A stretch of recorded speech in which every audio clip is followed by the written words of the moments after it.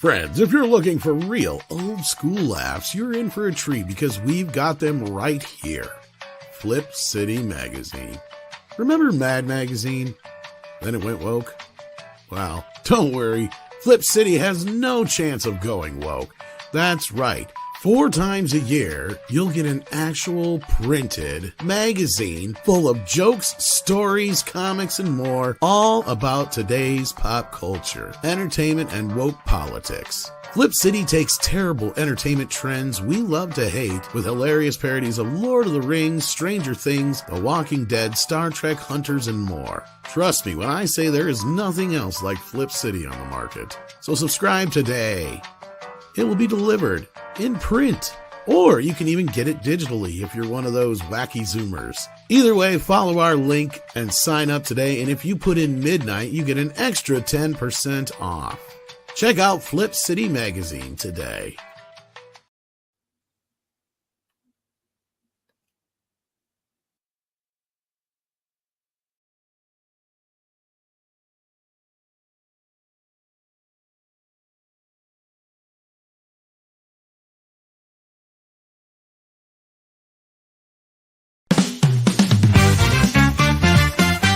We're gonna get a little bit crazy, wild and maybe even vulgar, if you please. It's after dark and we're gonna light it up. Got some fun in store for you, no tease. It's time for Midnight Sesh After Dark. A little naughty, will hopefully make you chuckle, but we ain't trying to hurt nobody, so get ready quick on the double, cause it's time for Midnight Sesh After Dark. That's right, it's time for the best show on YouTube. Midnight Sesh After Dark. Tonight's guest, Paul Lynn. Comedian Don Rickles. After Dark. And the musical stylings of Doc. That's right. Wait a minute. All those people are dead. Shit. I wish I had a Paul Lynde impression of that. I could lay it out right then. Hello, boys. Welcome to Midnight's Edge. Yeah, I just think of Templeton from Pretty Charlotte's close, Web. yeah. Yeah. The fair is a veritable smorgasbord, orgasbord. There you go. After the lights are down. My favorite story was him is he was so fucked up. He like crashed into, I can't remember if it was a store or a mall, and he ended up in the fountain in a car. And the cop comes up and knocks on the window and he rolls it down. He goes, "Yes, I'll have a hamburger with a large fries and a Coke, please." Oh, the good old days. Yes. When you could just get away with that. How you doing, everybody? I'm Tom Connors. We got Scribe Light with us. He's looking awfully vampiric. Yep, got my Halloween duds on for the sake of things for Midnight's Edge. Good change afternoon, to everybody. Yeah, and I know you have a Dracutom. I do. Count Tomula. Count Tomula, yeah. Oh. Well, you know, honestly, I think we need to represent and make her feel non-erased for now while I look for my Dracula. Cloveratu. Cynthia Arabia not being erased here. So yeah. Also joining us, we have the Price of Reason. How you doing, my friend? I'm good. How's it going, man? Doing the best I can, considering I voted today. Nice. It's better than being frozen today. Balls. And we also have Nick. You heard him there speaking about his balls. Yes, I am here, and So are man, we had in my bigly. So yeah, some big revelations came out of Hollywood. We should talk about it. Hello, Chen. Hello, panel. I mean, By the way, you could call it that. Wasn't there a song about having big balls? I've got big balls. Oh, He's I know got big there's balls. Who sings that Randy song? Marsh Balls, and about they've his got whole big balls. It's women AC/DC. love big Oh, balls. AC/DC. That's what I We've got thought. The biggest balls of There's them also all. gluing someone's balls to their butthole again. And there's Chef's chocolate salty balls. There's balls There to you the go. wall. But sorry, Nick, I cut you Well, off. that's You accept. said that. That's accept. The AKA the German ACDC. Balls to the wall. Yeah. You said, Nick, there was Hollyweird stuff, and I cut you off. I apologize. Oh, it's all good, Price. Well, yeah, so some bladness happened, and we should talk about it because, well, Scribelight is a vampire. We got vampire not so news, so let's get a little vampiric. Why don't we? Oh, yes, indeed. Let's get into the news since we don't have any super chats to start with today. We have this that came across the Variety report here. I believe they were the first ones to break it. If not, it was probably THR. Either way, I don't think this is really news to anybody because we've been reporting on this for a while that this is pretty much dead. Yeah, In it was fact, the I had first reported official. and heard that back when, I don't know if you guys remember this, but when Marasha Ali's agent was saying to the press like they had never seen so much unprofessionalism and craziness in just trying to get a movie started, and how their client had been having to wait around through all these rewrites and such. And I had heard then that Marasha had walked away. Because and it made kind of sense because like otherwise, why would your agent be out there bad mouthing Marvel if you're still going to work for him? Yeah, and especially if you have to stay on some kind of like delayed retainer for other projects on the prospect that this may or may not actually happen. Yeah, and it's not like he's he's an in-demand actor. I mean, he's well known enough. I'm sure he's got plenty of offers out there to where they're not. He's not going to just keep him. They're not going to keep stringing him along on this thing. So and I'm he sure he wouldn't doesn't want to get tie paid all these times. He only gets paid probably so much for a retainer. Yeah, why would you want to tie yourself to a project that is obviously being mismanaged in the first place? It would just turn out to be a drag on your career at all. Right. So, okay. So basically the big news here is it's been removed from the calendar. What does that mean? Well, that means it's been indefinitely delayed. In fact, this news started making the rounds last week again. I remember just ignoring it because I'm like, yeah, we already knew that.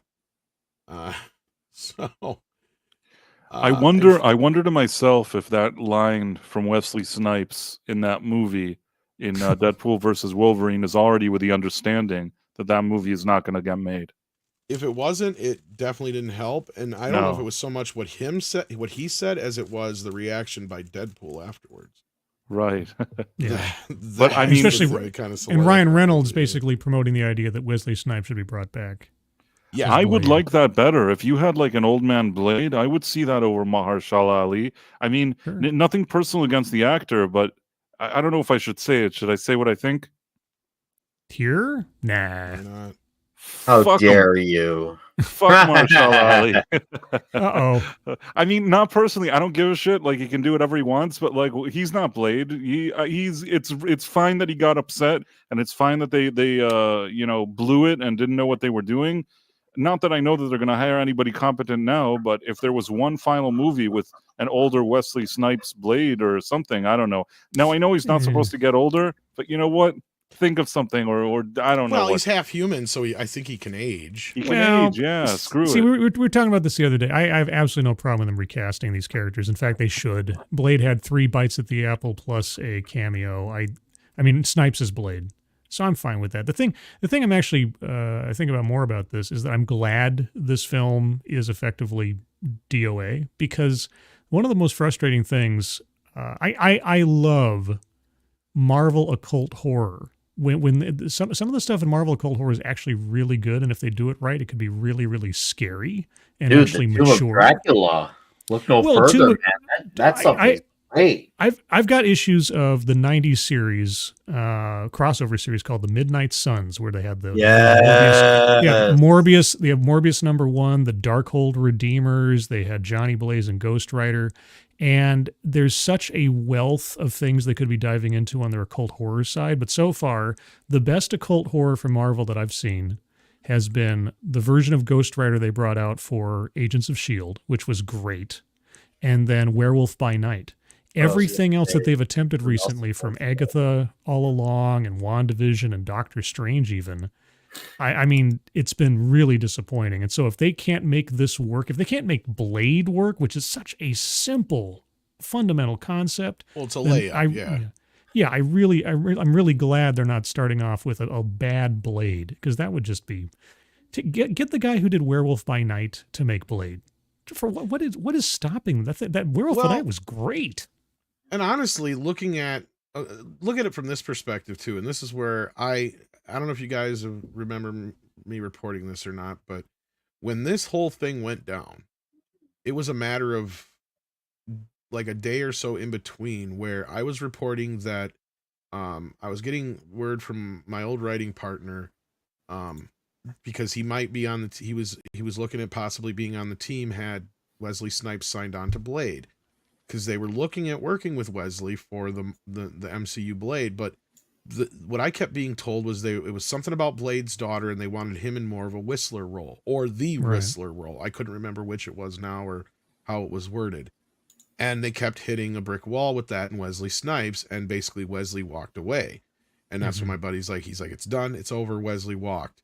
And then the next day or so after that is when they announced Mahershala Ali, and Andre said, this reminds me exactly what happened when they announced Mark Ruffalo as the new Hulk at the Avengers thing at the Comic-Con.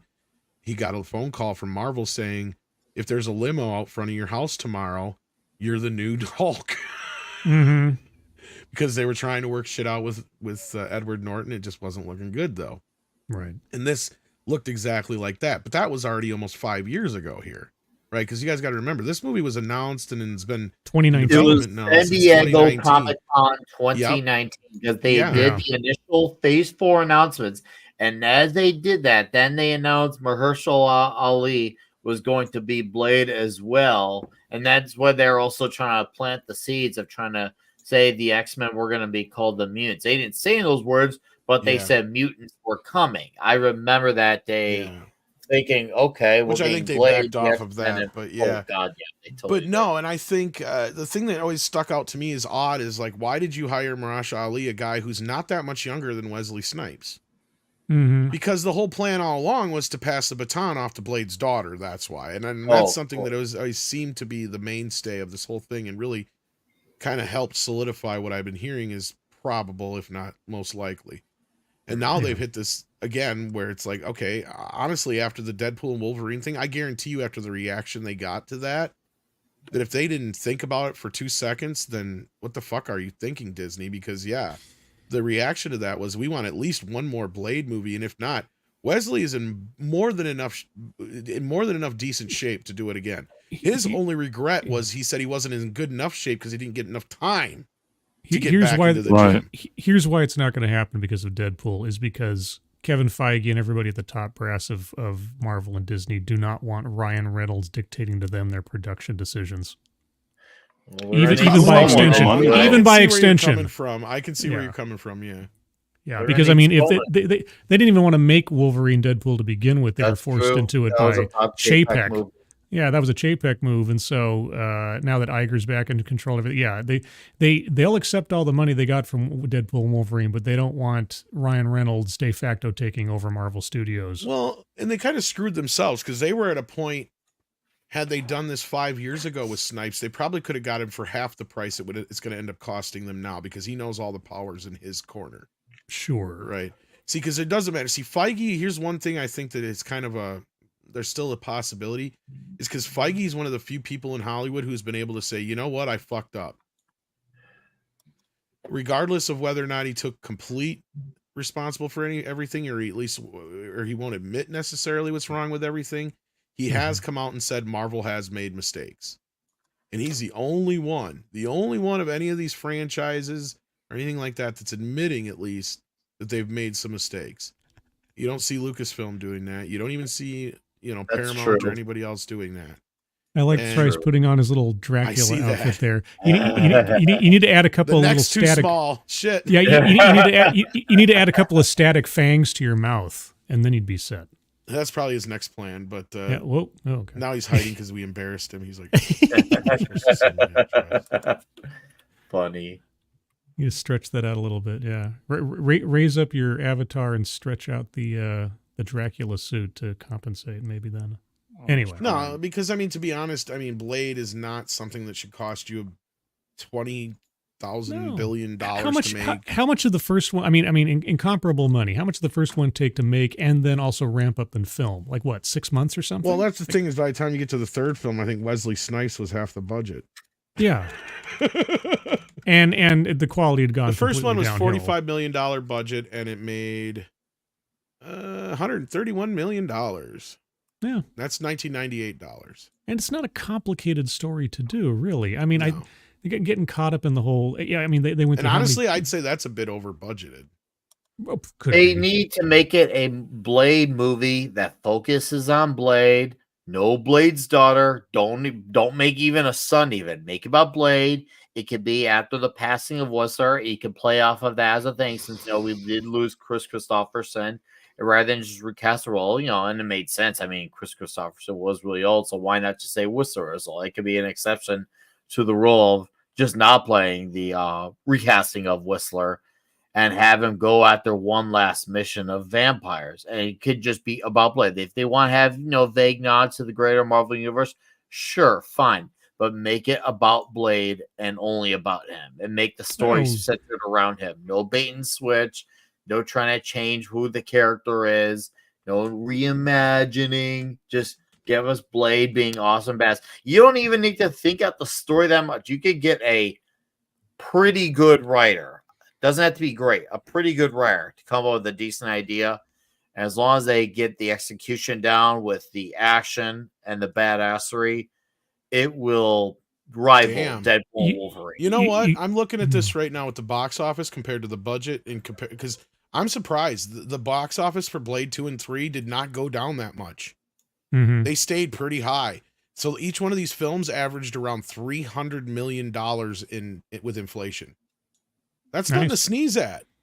Yeah. No. And the thing is, the fun thing is that those movies happened so long before there was an MCU. There's absolutely no reason you couldn't have that character carry over. You have a cameo by Jessica Biel, and you have a voicemail with Ryan Reynolds' voice as Hannibal King, and not have him show up, and then you're golden. Then just have a regular old Blade hunts down vampires story, and don't make it connected to everything else except for maybe some background stuff if you have to, and maybe maybe he passes by Doctor Strange's house or something in New York. Small subtle nods like that, right? That are Unless not you dependent. know that it's there, but you don't need it to be a thing where it says like, okay, well now we need to tie into this character story and that character story. We need to also make it revolve around the Avengers.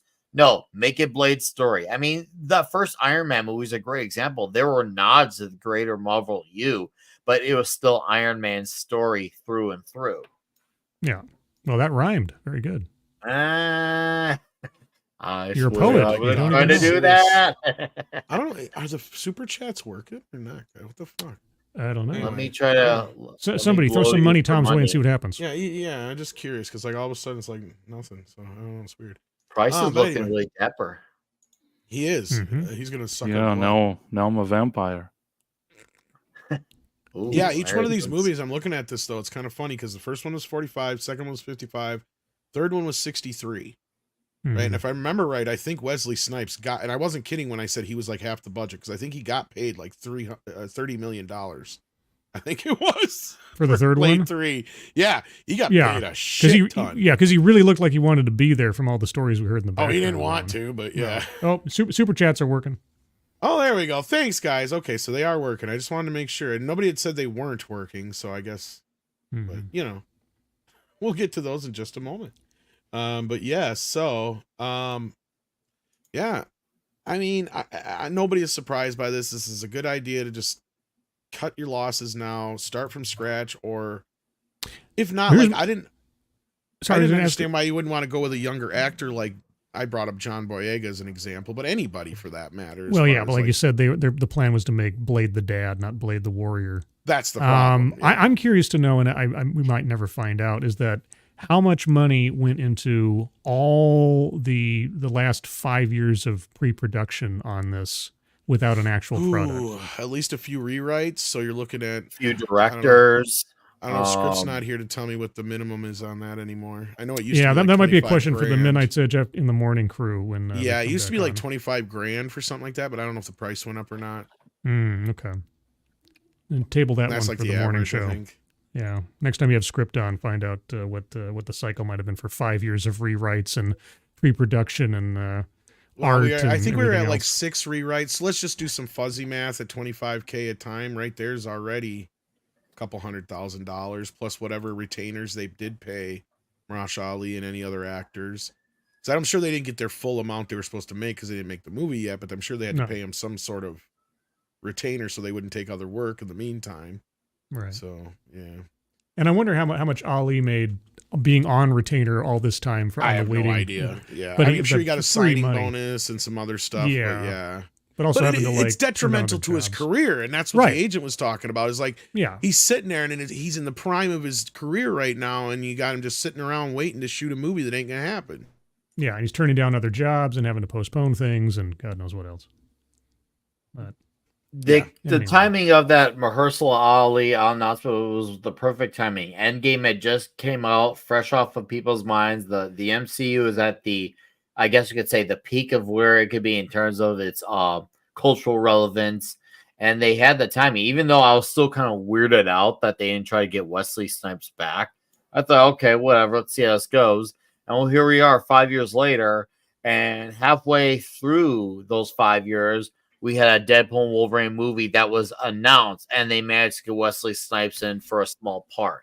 So look at all this time, and we had still have nothing to show for, and yet somehow next year, November, they're going to come out with this movie after they're going to have the fan four stick with Pedro Pascal and Cap 4, which is going to be the hugest bomb. I can't wait. Well, this is why it's a good thing it didn't happen, because you just have Baby Blade going like getting old for this man, getting too old for this old man or something, and just like outshining him and everything. It would have been MCU City if they Sassy and black young lady. Oh yeah. Yeah, exactly. So, like I say, I'm actually glad it didn't take off. I'm hoping that when it does, if and when it does fall into the hands of somebody to make it again, they know what they're doing and they're not under the current regime or philosophy. Yeah. Now, Blade does not need a daughter.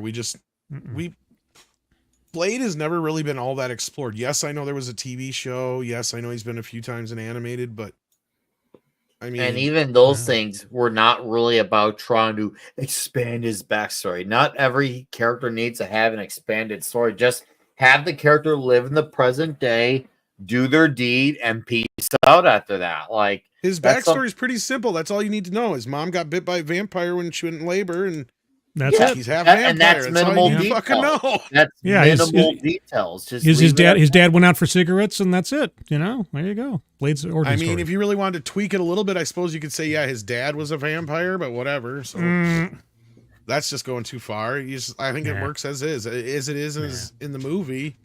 It takes 5 minutes to explain, and you get right into the story. Yeah. Yeah. I mean, you don't need it. Speaking of origin stories. Yeah. Well, let's see what you guys are saying out there. We got Doc Fortune who sends in 2 and says Blade versus Marvel Dracula, $1 billion. I don't know, maybe they could. I don't. If I they wouldn't did jump to that extreme, but yeah. If that was sorry. I was gonna say, if it was Blade versus Dracula with the right writer, director, story, etc., I feel like that would truly do bonkers. I truly believe that. Here's what you do. If you did it right, it would be a Blade movie, a Morbius movie, a Ghost Rider movie, and then Dracula being the bad guy in the background. Then you have the Midnight Suns team up to take on Dracula. It'd be a whole Thanos thing. That's if you did it right, but they're not going to do it right, so who cares? I agree. Those should be like your more harsher R-rated ones. Exactly. That's what they should do. That's why there's such a wealth of possibility with their horror and occult side of the Marvel comics. You can even bring in Daredevil and shit into those. Well, you could bring in Daredevil. You could bring in Moon Knight if they did it right. There's a whole bunch of characters that could cross over from the street Werewolf level. by Night. Yeah, I mean Daredevil versus if you did a Daredevil movie that dealt with the Hand, with Dracula having his paws in it somewhere. Yeah, you can make Daredevil versus Blade would have been interesting. Daredevil, yeah, man. no kidding. Daredevil, if that was the crossover, that'd be great. Bringing in Mr. Fear, and you could have a proper Iron Fist. Oh my goodness! Well, and the best thing about having proper, my god, the best thing about having a character like Blade is there's at least some grounds for, because I hate it when they try to do this thing where they force two heroes to be at odds. Mhm. It's like, okay, you're just doing it on purpose just so you can have a versus thing. Because the only ones Yep. it really works with sometimes are basically Superman and Batman because they just both fundamentally disagree on how they deal with shit. But that's it's because just that's they're ultimately just two brothers fighting. They hash it right. Well, out. that's Get why out I of always say the system. joke is Batman and Superman are sitting there debating on whether or not they have the right to serve justice while Wonder Woman just goes over and chops a motherfucker's head off.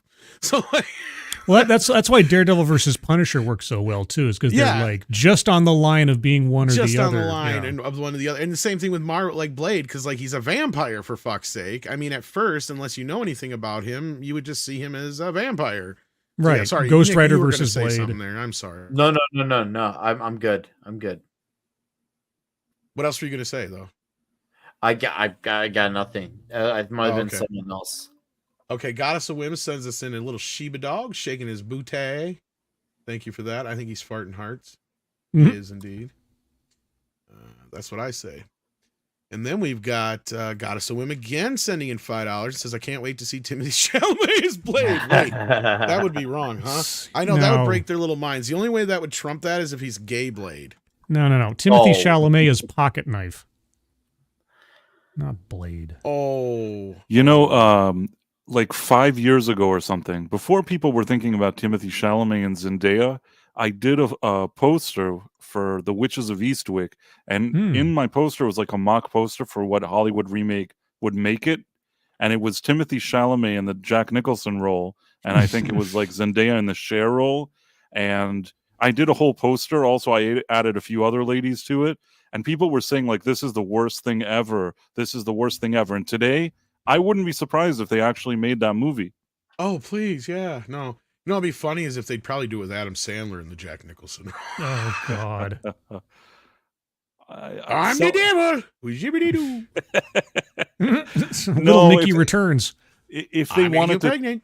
if they wanted to make it seriously, they would actually hire Timothy Chalamet as Jack Nicholson with no irony. Goddess of Whim, thank you for that. We appreciate it. And yeah, I wouldn't be surprised if they try something silly. Action Com sends in $2, says Scooby-Doo and Blade team up. Zoinks. That'd be great. That'd be great. The old school Yeah. cartoon version of it. Dude, Awesome. Yeah. And get Wesley Snipes to do the voiceover. Yes. That'd be great. Oh, Man. love it. And you just Absolutely all you gotta do love is it. bleep out the swears, be like, you kids.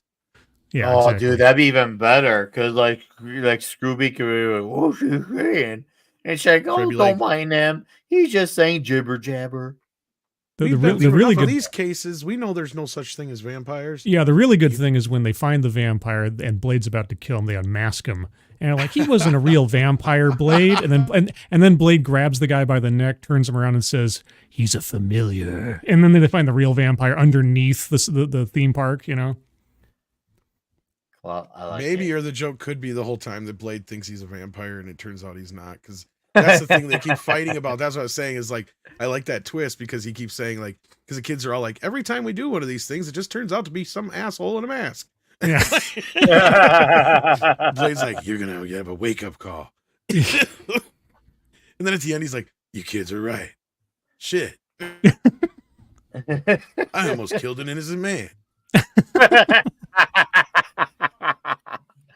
Oh, that would be hilarious. I almost would have got away with it too if it wasn't for you fucking kids.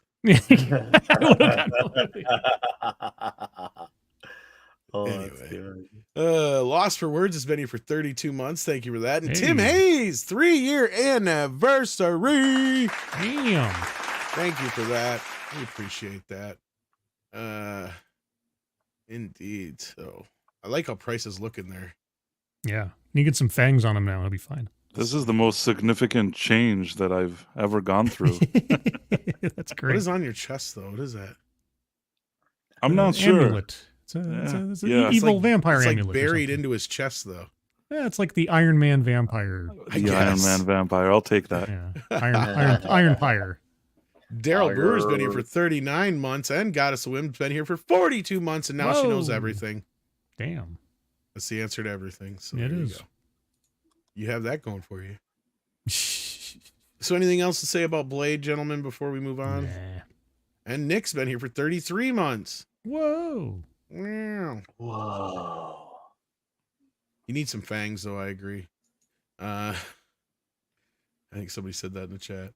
And I think let's see here. What do we got next? We got this Elon story. Do you guys want to talk a little bit about this? We can talk about it. I don't know much about it. The short version is Yeah. that there's a name of a vehicle in Blade Runner that Elon Musk has apparently co-opted to name one of his own Tesla products, and so they're suing him for copyright infringement. And Elon's response was that movie sucked. In an initial response to the lawsuit. It's not totally wrong. Well, that's the thing. Is like it's like that's kind of mediocre. I put on Twitter. I put that little GIF from Falcon and the Winter Soldier where I said, as a legal argument, he's out of line, but he's right. Because I was just going to say he's not going to win this case. He's going to have to pay some money, probably. Yeah, he's going to definitely have to fork up some cash because I don't see him, especially if we're going to be very fair and objective. He's definitely going to have to buy his way out of this one, which I'm sure he has no hesitance of willing to do. But it is funny to use that as a comeback. Well, the reason there's a precedent for this because this goes way back. Because George Lucas actually sued some guys who tried naming a laser a lightsaber once. I don't know if you guys remember this. Some medical laser. Yeah. Okay. There's also Android. 15, I think years ago. Anytime you say Android, don't you have you're to pay right. him? Yes, basically they worked it out of court. Yeah, so now he gets money from that too. You're right. Thank you, Price, for reminding me of that as well. Yeah. Sometimes I know random crap. Well, it's because he copyrighted Droid. He was smart. Yeah. Yeah, but the thing here is, believe it's Cybercab, is that Elon either has named or will name his autonomous taxi service Cybercab. I mean, that almost, you know what? I'm going to go 50-50 on this one. That one's almost generic enough that he might win his argument. Yeah. Yeah, it's kind of neither here nor there. Because first of all, they have to prove that he had intentionally stolen it from Blade Runner 2049. I've been like, I didn't finish watching the movie. It fucking sucked. I couldn't have told you what any of those vehicles are named. Mm-hmm. I couldn't tell you the name of half the characters or half of what happened other than the ending sucked. Yeah. I'm sorry. I know some people like that movie, but to me, it just was unnecessary and it added just more to the fucking argument that I already hate every time I hear nerds come up with whether or not fucking... Yeah, Denis, it's another example, except for a couple instances. Denis Villeneuve is all visual and no substance. It really is, and I don't even like his Dune adaptations, but that's a whole other story. But yeah, so either way. Well, now I retroactively don't like him. I liked the first one until the second one. I don't like the first one either. Well, that was when there was still some potential there, unfortunately. So.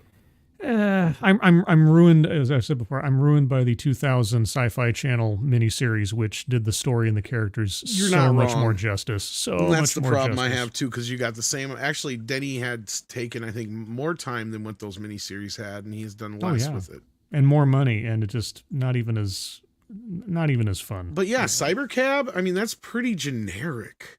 Yeah, anything, cyberspace, cyber this, cyber that. He could make the argument that cyber is a prefix to things, has predated 2049 as a moniker for anything that's technological. That's true, and so did Cab. Yeah. So that's what I was saying. Just because they happen to put two very, I mean, it's still not very distinct. Even in like lightsaber is very distinct. Yeah. And I mean, in the article when it said Cybercab was a 24, like a cyber. I mean, I remember Spinners. I don't remember Cybercab. Whatever the hell, but whatever. Who knows? And they even call them laser swords in the movie too. But instead, he insisted on the copyright being lightsaber. Why? Because laser sword is generic as fuck. Mm-hmm. Yeah, I don't think even those places that sell those custom lightsaber hilts can call them lightsabers. I think they call them No, they can't. They can call them laser swords, though. That's what I was saying. Yeah. Even though they're called that in the movie, he was adamant that they were called lightsabers and all the merchandising and everything like that, because that was, I'm sure, he tried to probably copyright. My guess, this is just speculation, my guess is he first went in and tried to copyright laser sword, and they're like, no, that's too generic. Yeah. So he came up with lightsaber instead. Mm-hmm. Although I think Obi-Wan Kenobi is the only one who does refer it. Him and Darth, I think, are the only two that refer to it as a lightsaber. In the first Otherwise, movie, I think everybody else, calls it a laser sword. Yeah. Yeah. Your father's lightsaber. Yeah, this is probably a nuisance suit. It'll either be settled out of court or the judge will rule that it's without merit and move on. Yeah. It's probably As nothing, opposed but to yeah. taser sword. Taser face. It will amount Taser to a face. whole lot of nothing. Yeah, but still funny. He 'cause they're names funny. Oh, Taser face. absolutely. I mean, I still agree. that Blade 2049 is boring. It is boring as Seriously. shit. Yeah. It's I very remember boring. watching this and thinking, and there's so many people in like I was living, I think in Chicago. I think it was right before I got Chirac You know what's even at the time. Oh, sorry. And people were just so over the moon about what an incredible, deeply insightful movie. And I just remember like thinking, wow, this movie sucks. This is boring. No, Like I had to Homer. listen to some nerds go on and on and on about how basically the symbiont, the synthetic robot people, whatever the fuck they call them in the movie again, I forgot. I've only seen Replicants. Blade Runner. Replicants, thank you.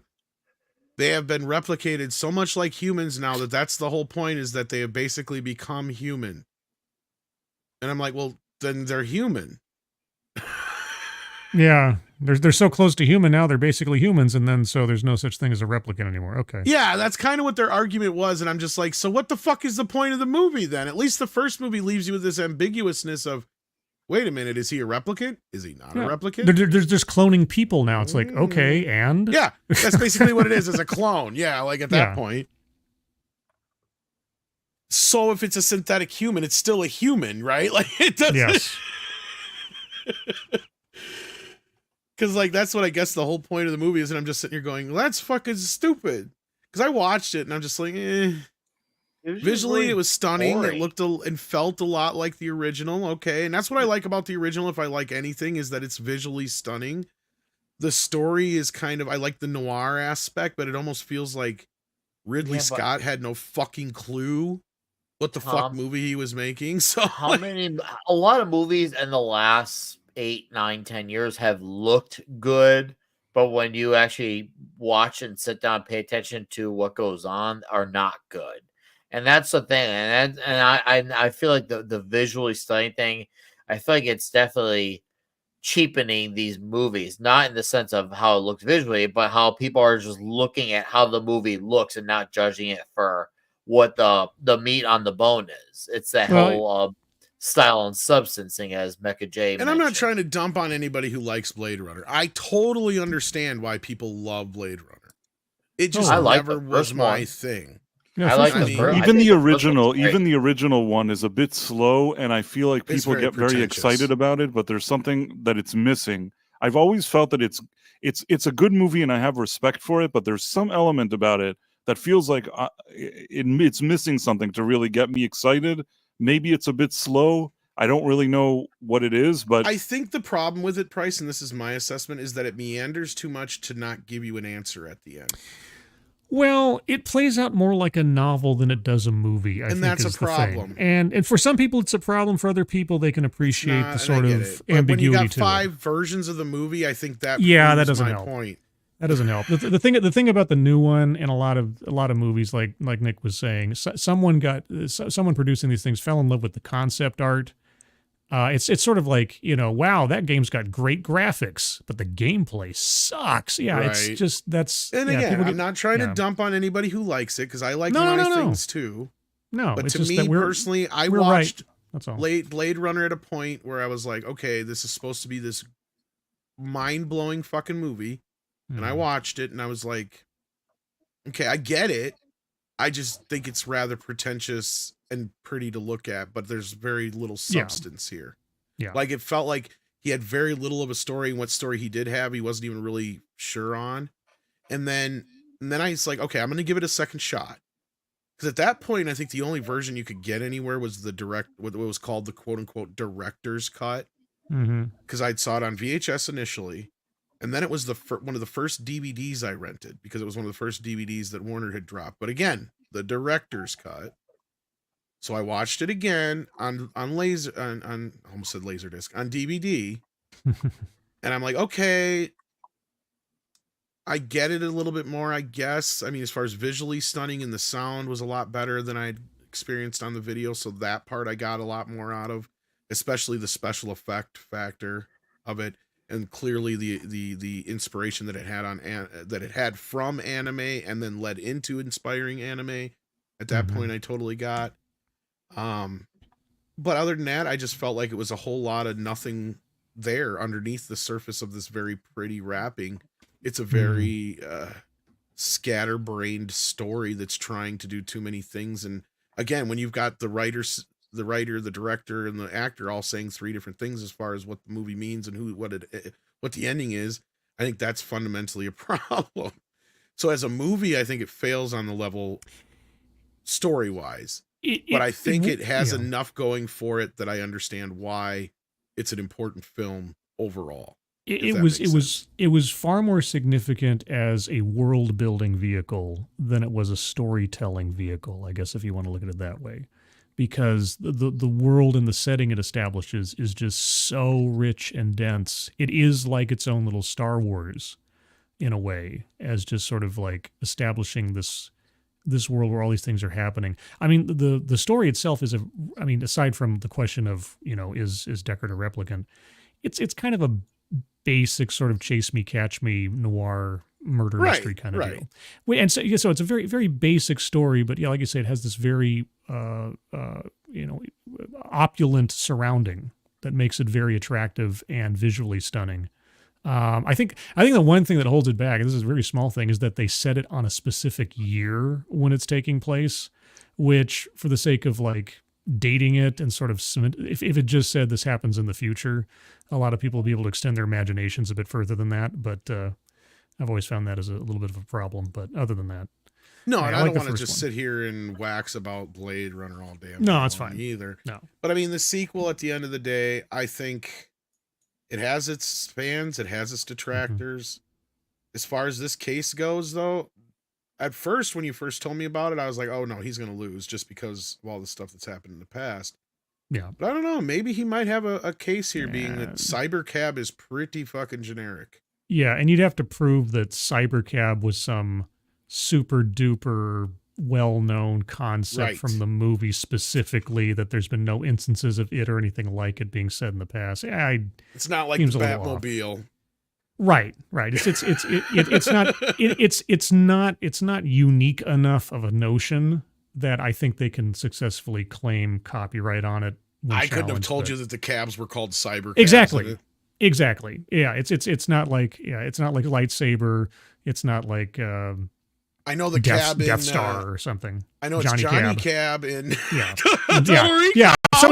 Yeah. If Elon Musk tried to name his cars Johnny Cabs, then he'd probably have a problem. And he had an android, a robot running it. Then I think they'd have a case there. Yeah, right. Yeah, Robert Picardo would have to testify. It's like, yes, I was the voice of Johnny Cab. Yeah. Anyway, I guess I can't sell a hoverboard now, says. Well, I think. Honestly, they had the hoverboard thing happen. Oh, we lost Nick. I think he'll be back. He's probably just having a connection problem.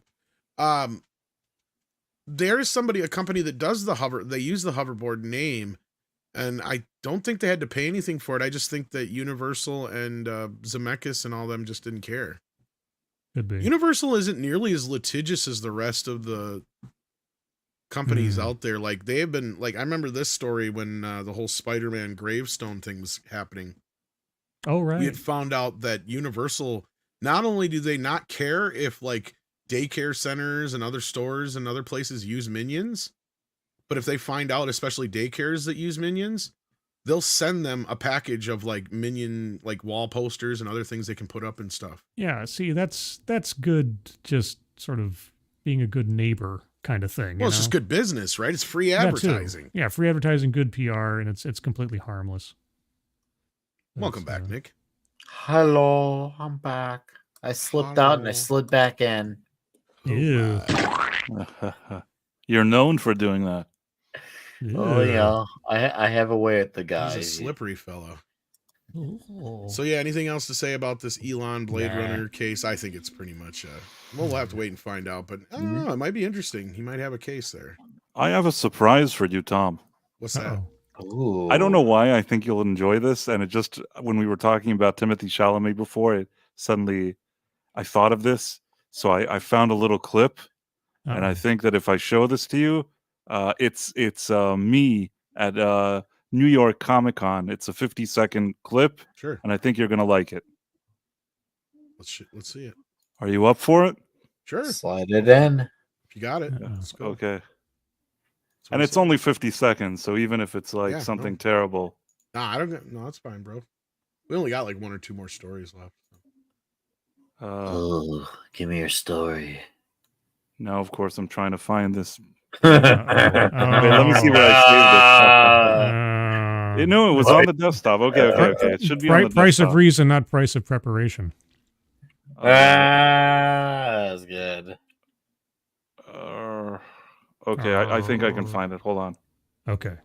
It's the Desktop. waiting. That's the hardest part.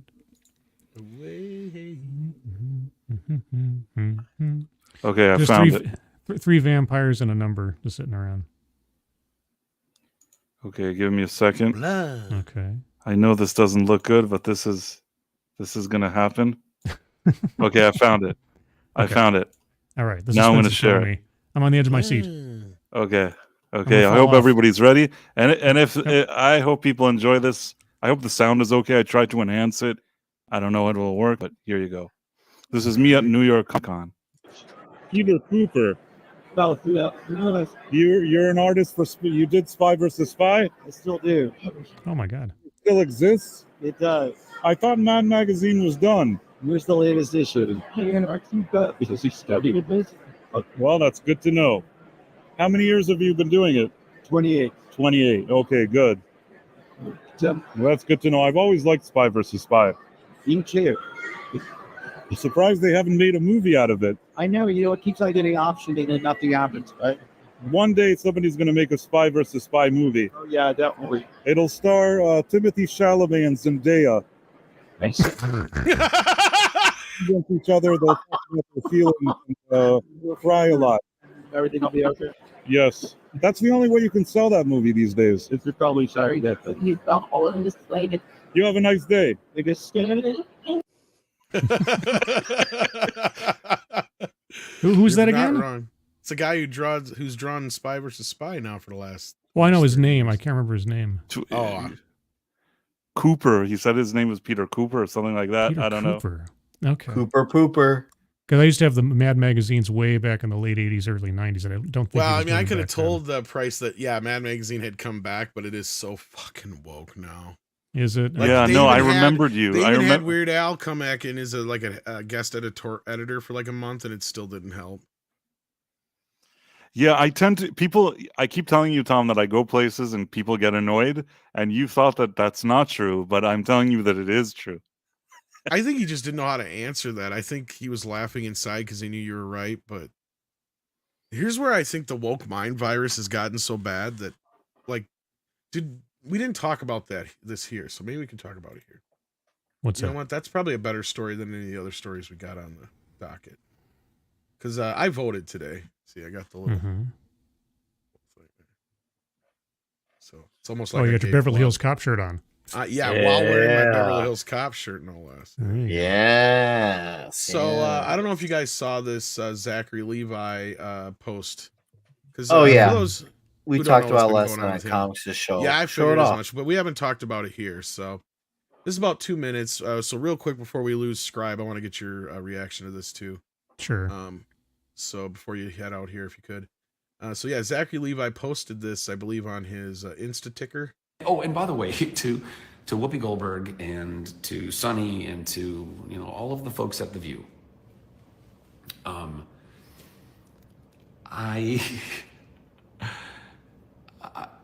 I don't think it's accurate to say that somehow Hollywood is both a liberal and a conservative town. To Whoopi's point, back in the day, there might have been a bit more of a balance, and there have always been more, let's say, conservative-leaning stars that have been able to say those things. But you really have to be at a certain level of your career in order to get away with it. Number one, but number two, that was also back then. And I think naming just John Voight and Dennis Quaid. And really, Kurt Russell. John Voight, Whoopi. Somebody else had to help you with Dennis Quaid. Of the thousands of actors in Hollywood that you could only name two, I think actually speaks to that. And what that means is there's plenty, and by the way, they have sent me lots of messages, plenty of people in my industry, in Hollywood, that are terrified to publicly say that they would vote for Donald Trump or be conservative in any way. That's why you don't see them. That's why they're not very prevalent or prominent, because they know that there's ramifications for this kind of shit. But like I said, y'all, our industry is going to be fucking gonzo. Like, it already is. We're getting eroded. The pandemic and the strikes and all of these things, they've already eroded it so much. So, you know, my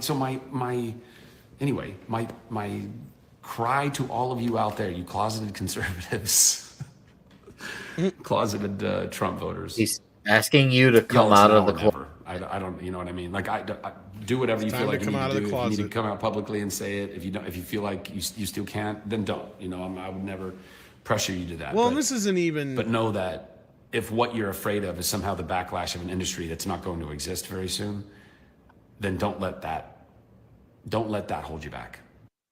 And I mean, it's not even that this is something that's isolated to Hollywood. This is general, right? And I've seen a lot of people who have come out lately going, you know what? I'm tired of being closeted about my support. And look, I'm not trying to turn this into a political one side or the other thing. I think this is important, especially on the heels of the whole Gina Carano case. Because, I mean, let's be clear. She's the prime example of being canceled, right? Yeah. But go ahead. Sorry, Scott. My first thought is, when did Zachary Levi start cosplaying as Doctor Strange?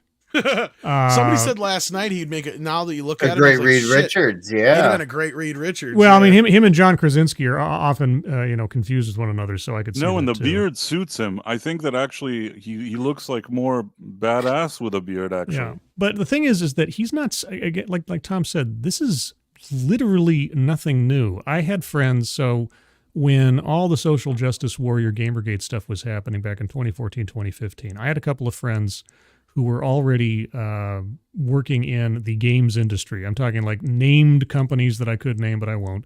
But they've made some of the biggest games you can think of. And they were telling me off to the side this exact same thing. They were surrounded by an industry that was going a particular ideological direction, and that any whiff that they weren't on board would risk their future careers. They knew it, and they'd seen people suffer as a result. You saw this with that guy from Google who put out that essay about, the whole inner workings of the feminist agenda at Google and the DEI stuff, and he got canned. Zachary Levi's not saying anything that's news to anybody except for those that are burying their heads in the sand thinking that everything's fine. So he's right. And and the proof is in the pudding. We've seen basically has been a mainstay. Unfortunately, no offense to Andre or Tom, I'd rather see stories about movies that are doing well, that people like, that aren't garbage all the time and being mired in controversy. But yet that's all we've been seeing for the most part in the last 10 years. And and the loss of box office should be a signal alone. But if we've talked about this before, if you admit that you've spent 10, 15 years advocating for an ideology that is inherently destructive and divisive and also racist and sexist, then you're the bad guy. And people don't want to admit when they've been doing something wrong, when they want to believe they're being the virtuous ones. So he's completely right, and either people rise or fall on their own realization of that. And the Major Blazer actually has a very valid question here. If you're afraid of what people will think, why declare it? At this point, I think, and this is me speculating here, Zach, I think hit a point where I think too many people found out that he was not one of the lefties, and he has been kind of ostracized, I bet, or felt a little bit of backlash, kind of like Gina Carano did. And that's the thing, is that was kind of the ground zero for this, because before that, a lot of the actors and people that were in the industry that were conservative had either retired or were kind of semi-forced to retire. Like, people didn't even talk about how James Woods took one for the team and really stayed out of the limelight, even though he was a major producer on Oppenheimer. Well, there's been because he didn't want any of his political shit to get in the way of that film's I didn't success. watch the award show that acknowledged Oppenheimer, but apparently Nolan did give credit to James He Woods. which is did, but he good. didn't show up, and he didn't go out to the press, and Well- he didn't make a big deal about being one of the producers for that specific reason, because he was taking one for the team. I think there's been, and I might be stretching here a bit, and I'm happy to be corrected otherwise, but I think there's been an undercurrent of principles versus paycheck that's been going on since, and again, this is my stretch here, since Harvey Weinstein, because so many people after the fact had to admit, when questioned, that they knew something was up, but and people putting their careers ahead of protecting others from other things and things. And so there's always been this kind of undercurrent lately of, which is more important to me at the end of the day, especially if you're a movie star, especially if you're a halfway successful one. If you know things are off, and maybe you have FU money, maybe you don't, but at the end of the day, can you live with yourself if you just kind of sit there and keep quiet and just go A along lot to of get people along? can, Scott. That's the Oh, I know thing. they Let's can, have but a lot of should they? Well, people- and the amount of Yeah. people Well, we on the all know left they that are out, shouldn't. and the A lot of fact them that the don't people on care. the right are so scared to say anything, I think that says everything we need to know about the situation, right? And that's exactly what Gina Carano's post was all about. Now, at the end of the day, I don't think anybody on either side should be saying anything about their politics. In fact, I No. used to hate it when Clint Eastwood would get into some of his politics, or Heston. And I Well, used to hate it when yeah. I even as a lefty back in the day, I didn't want to sit there and listen to fucking Meathead go on and on about his stupid bullshit either. Because I Yeah, didn't it's agree a- with half of his shit half the time. It should be effectively irrelevant, and the wise celebrity is the one that keeps those things relatively close to the vest. At the same time, though, I don't think anybody should be But yeah, I think there's an imbalance blacklisted. was my point. Yeah. Yeah, yeah. There shouldn't be a blacklisting because you're on the. I mean, obviously, you can't change if some producer is completely right wing and they won't hire anybody who's left wing, because this could go either way depending on the personalities of the individual. But I don't think anybody should feel like their career is under threat for speaking their opinion on something, just as I would in any other industry, just as I did back in the Gamergate days, where people were getting like just dogpiled and having their employers called if they put the wrong tweet out or something like that. That's just even though I'm not a huge fan of Howard Stern these days. He had a little philosophy at one time, is like, I don't think you should do anything that prevents somebody from making a living. If they want to make a living and they can make a living at something, you shouldn't actively go out there to try to stop them from being able to make a living, even if you disagree with them on something opinionated or otherwise. And here, like I say, he's not wrong. It's not just Hollywood. It's been many industries for many years now. Maybe he's just, waking up to the fact or speaking out for the first time. Well, I of think I something was that's the been one who endemic. kind of said that. I said it isn't isolated to Hollywood. I said that's No, the problem. It's not. And it hasn't been for And years now. And it hasn't. No, if I anything, think- it's harder for people outside of Hollywood. Go ahead, Price. Sorry. I think that it would have been nice if there was sort of an unspoken ethical agreement where all these actors and actresses just all understand that they should shut up and not talk about their politics every second. But since that's not the case and they all do it anyways, at that point, it has to at least be a leveled playing field, which is why, I didn't look at what Gina Carano did and posted and say, oh, I love these posts, oh, I agree with everything or whatever. But I agreed with her right to post them, because if Pedro Pascal can do things that, in my opinion, were a lot more insensitive in many ways, yet everybody pats him on the back and tells him how great and stunning he is. And meanwhile, she just posted some tweet or something and they not only fired her, but humiliated her that way. That's Yep. something that I'm 100% against. So while I don't prefer that they say anything, it's still, I believe in equality. You can't have some people that can say the craziest shit and then the other people can't say anything.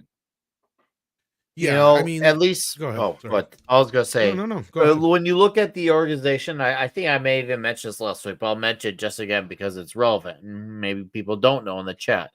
Dana White, UFC, he lets everyone speak, and I'm granted, I'm preferable towards no one, but if you're gonna have it, at least everyone gets to have their say. He does have guys in his organization that are, as let's just say, who went on about BLM during 2020, but he also has guys several guys in the company who definitely are not like that. We'll just say that he lets everyone have their voice. So I definitely try and get as either everyone has their voice to say something or no one does. Not just this, well, it's free speech as long as it's one side, because then it's not free speech. You gotta either go all in or not, or Hollywood needs to be like the rest of us. Because guess what? On our jobs, a lot of us don't get to talk about politics at our jobs.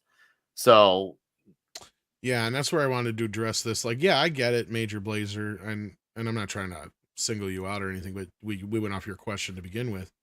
It says, no one stops me for my opinion, so if people are afraid, grow a pair.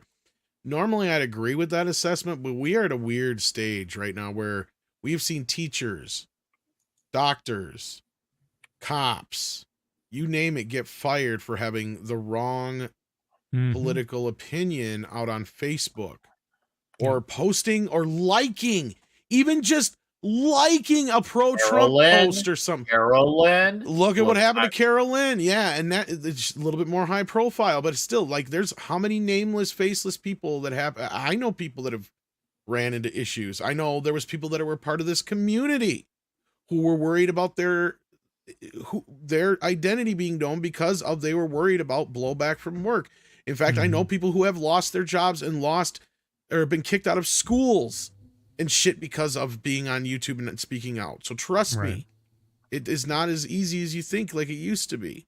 And I said it's even crazier for me because I come into this going, look, I was trained in radio, and I even had my FCC license. I think up until a couple of years ago, it was still valid. Like what I could do on radio, what I could say on radio, what I could report on radio, they were stifling on YouTube. But yeah, I can come out here and go, fuck, fuckity, fuck. And if I did that on the radio, I just cost the station $50,000. Right. And obviously my job. Yeah, I started this 8 years ago, this past October 11th. And the reason I came to YouTube in the first place was because and I won't go into the whole story, but simply showing some doubt as to some of the SJW stuff taking place in my own social group at the time on Facebook turned me into a pariah within like a day. It was, I got stories, but anyway, it was insane. And I came on here because I still had a desire to have an outlet to still speak my mind and think about things and try something new. And I've maintained relative anonymity because even at this late date, after all these years, it just still doesn't feel quite, I still don't feel quite comfortable. Even though my that social group has basically died on the vine for me. It still doesn't feel quite safe. And I feel a lot more comfortable just sort of speaking my mind without a whole lot of, baggage, let's say. And yeah, the divisiveness hasn't changed. I mean, it might have taken a different form, might have ebbed and flowed.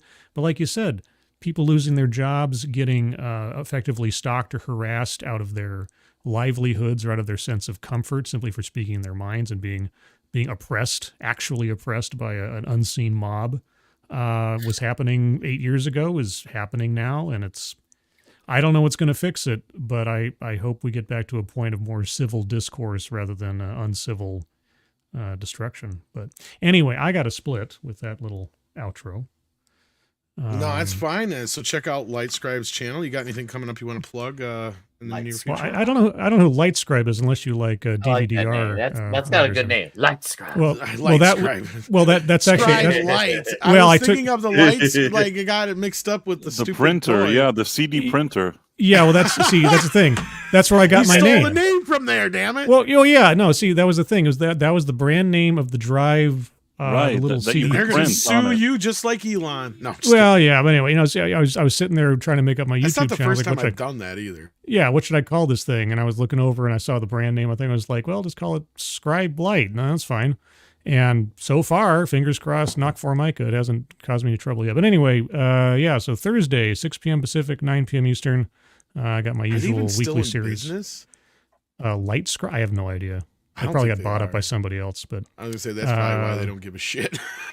But well, I mean, there is a pen brand called Scribe Light that's a pen with like a flashlight attached to it or something. But I've been on for so long, I've never heard a thing. So, like I say, hopefully it doesn't become a problem. If so, I'll just change my channel name to Scribe because that's how I'm known anyway. But anyway, yeah, Thursdays.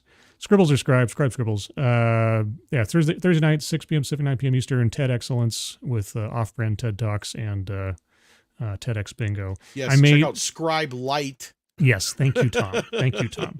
And you can also find me Sundays at 8 a.m. Pacific, 11 a.m. Eastern for the Sunday stream, where I look back at weird news stories of the week. You can also find me here on Midnight's Edge After Dark, or occasionally on Midnight's Edge in the morning now. It's light, scribe, less filling. Tastes great. Less filling. Tastes great. Anyway, I'm recovering from a migraine earlier, and I'm running on fumes, so thanks, Tom, for having me on. Thanks for being here, brother. Take care of Nice yourself. seeing you. Yeah, nice seeing you, Price and Nick, and everybody else. Have a good rest Nice of seeing your... you too. Feel better, man. Appreciate it. later, Have a good dude. rest of your Take Tuesday, care. guys, and good week. Bye-bye. Yeah. And ActionCom wants to know, have we seen Crime Directive's latest story? No, I have not. What is their new one they did? I'm not sure on that one. I have to check back in with some of their other ones yet. I haven't had a chance to. So you have to let us know what their new one is. But we have at least one more story I wanted to, maybe two. If you guys got time. Do it. We'll do at least one or two. Let's do it. This one's for you, Nick, because I know you're a John Wick fan. Yeah. John Wick, the co-creator Chad Stileski says there's going to be an anime prequel to John Wick. So are you interested in seeing exactly what the task was that he had to do to get out of the mob? Or the organization, or whatever the fuck it's called in the movie. Is Keanu Reeves involved? I don't know, probably. Well, if you want to pique I would my assume if it's interest, animated, he probably will do the voice, yeah. I would say that it's going to absolutely need to have Keanu Reeves for me to have any interest. That's it. I need my boy Keanu in here, and I hope that it's fun and retarded. Simply put, I just want it to be a badass, John Wick story once again.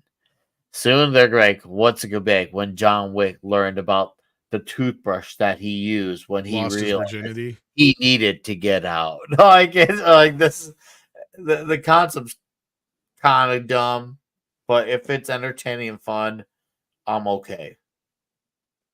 Yeah. Oh, I don't want to be like, we need him to be full man, full of hair.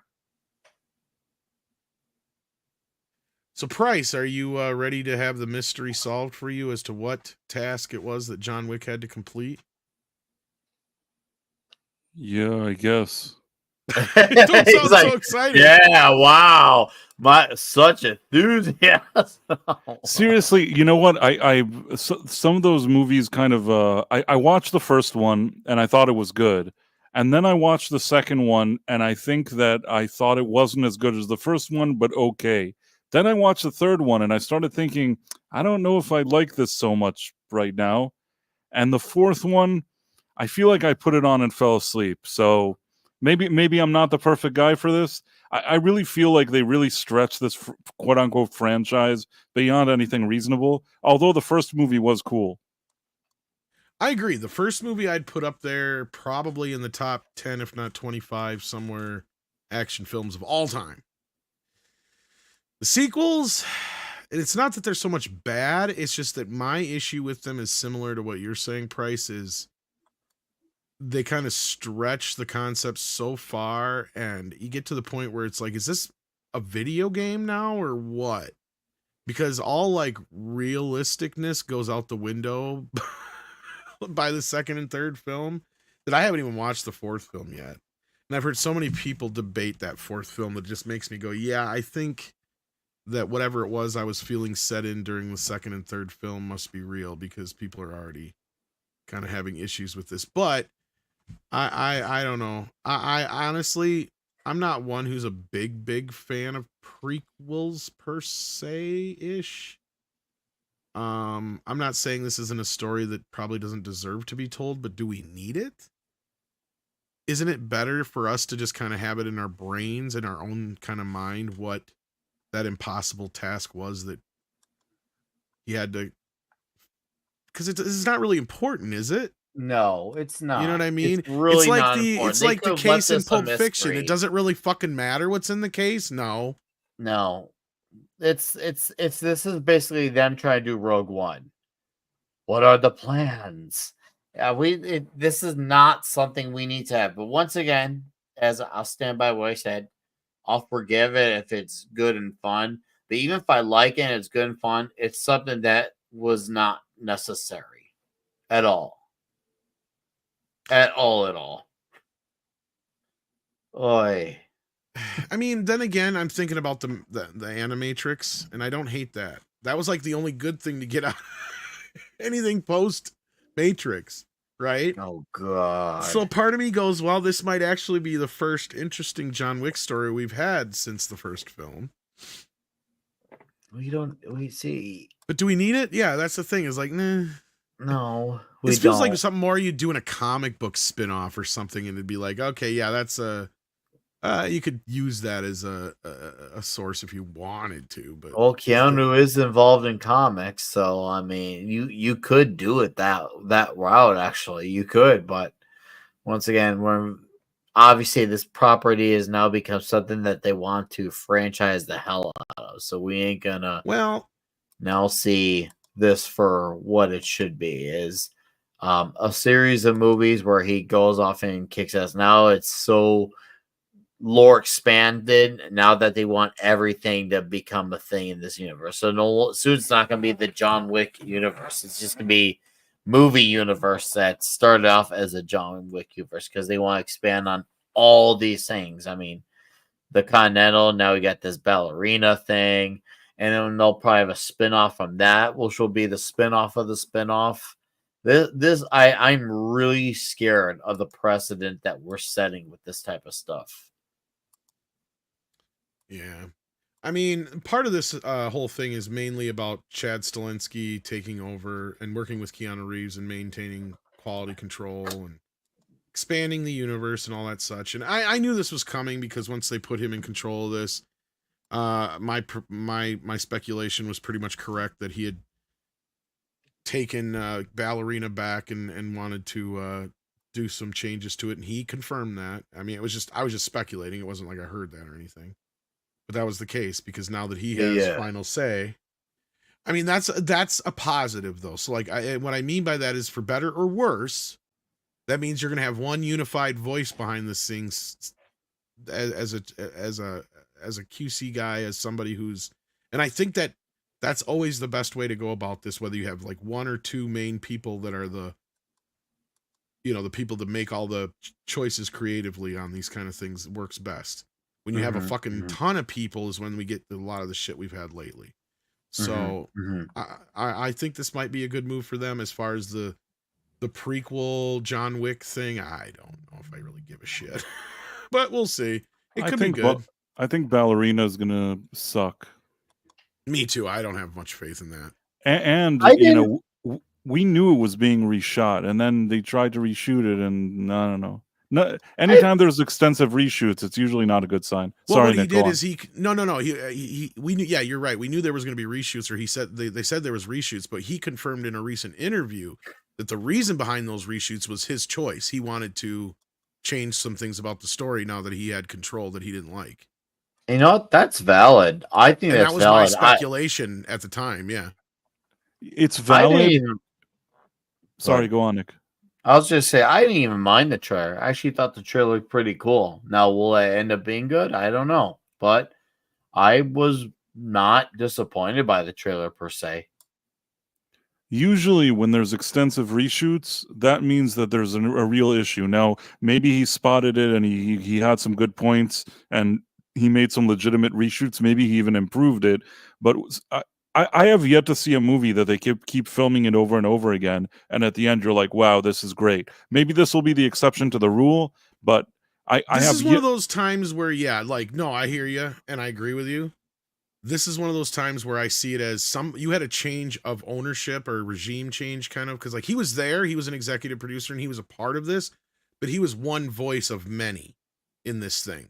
Now he is the voice. So now that he had the voice, he took charge and said, look, I don't like this. This is not where I wanted to take this because it's not going in the direction I want to take this franchise. So instead of allowing a mediocre project to go out there, or a project that he doesn't believe in the vision of, he decided to reshoot half of it. So that would be the equivalent of, like, even after all the money they had sunk into Flash, if James Gunn had said, you know what, I think we can do better. You know, we've already spent this much money. Fuck it. It's got to come out anyway. And go and reshoot it again.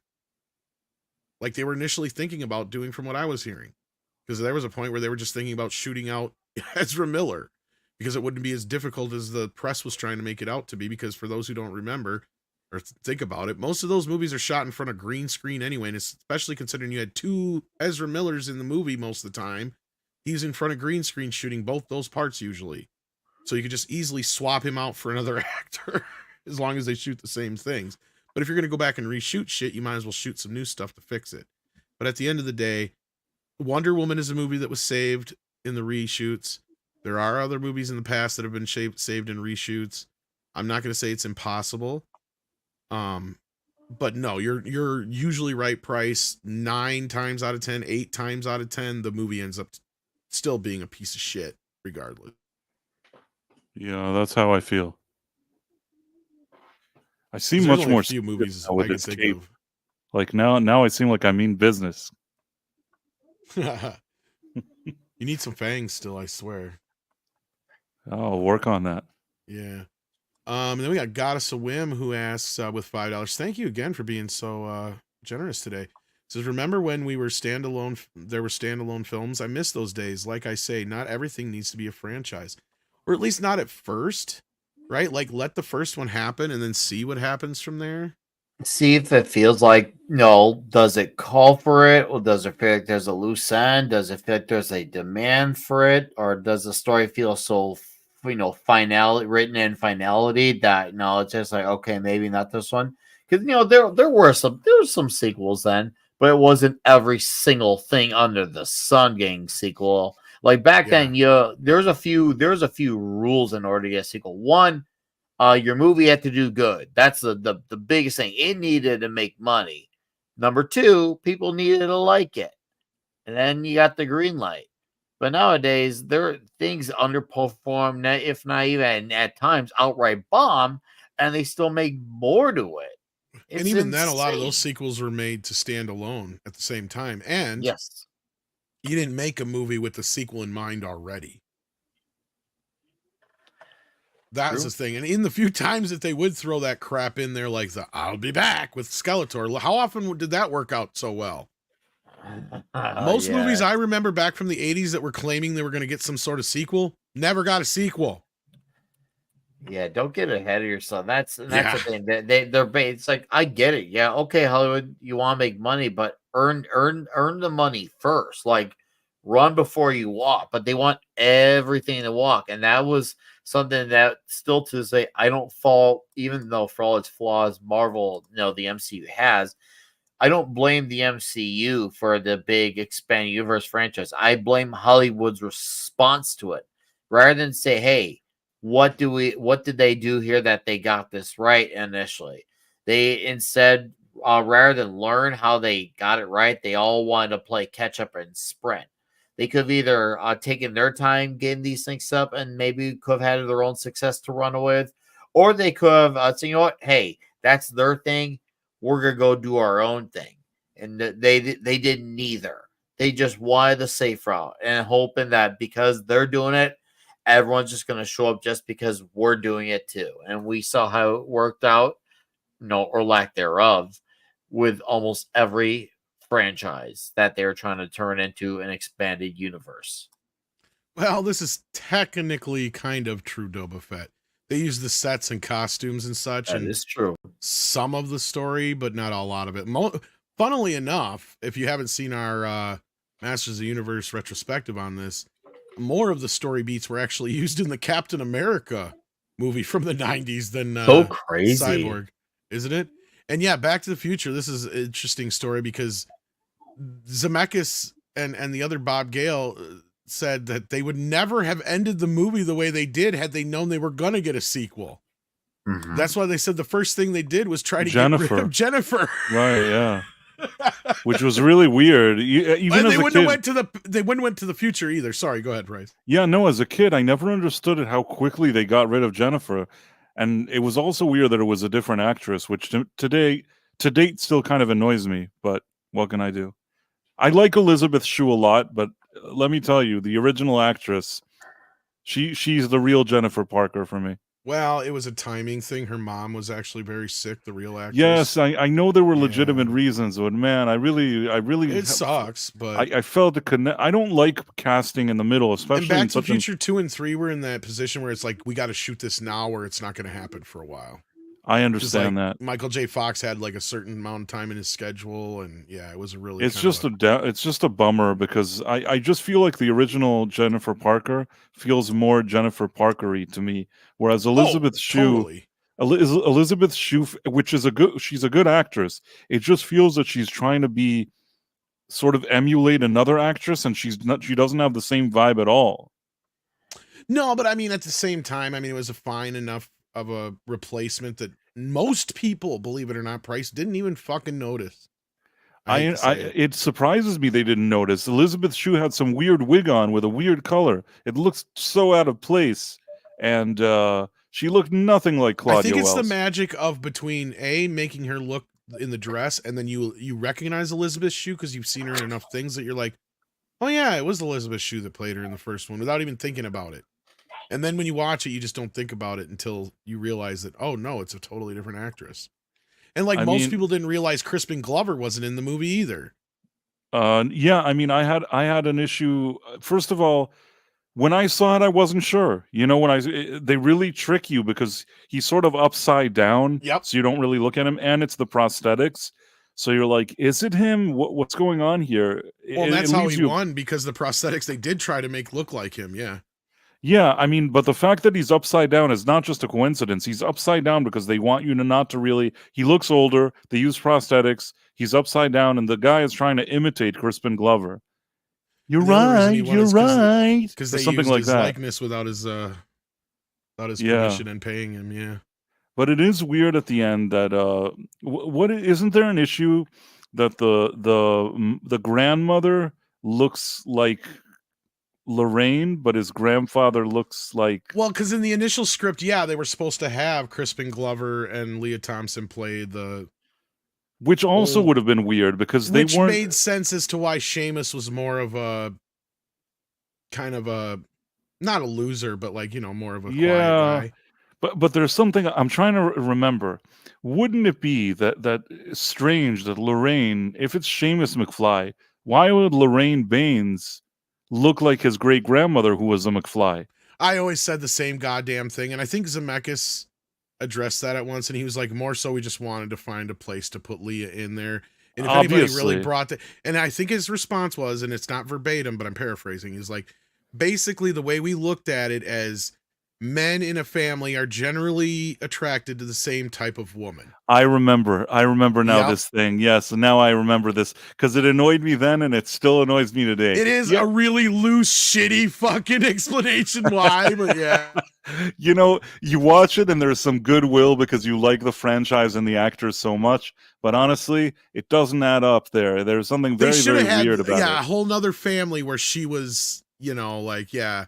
And they should have had like some little goofy wink thing go on there or something. But like, no, I hear where you're coming from. And at that point, you just don't question it because it's just like they just wanted to have her in the you're movie. Just like, whatever, you go along with it. But it is a serious, I don't know if to say plot hole or what I'm looking at here, but no, but it is kind of I'd say it's a real shitty explanation as to why, when most people would say have the same question you just did, basically. I mean, I give them props for the creativity of trying to say that answer, meaning they are good at coming up with a bullshit reason. It's just I just don't believe it. There is some scientific truth to that in a way-ish, but it's not like. I just wish that those two sequels had the original Jennifer Parker and Crispin Glover.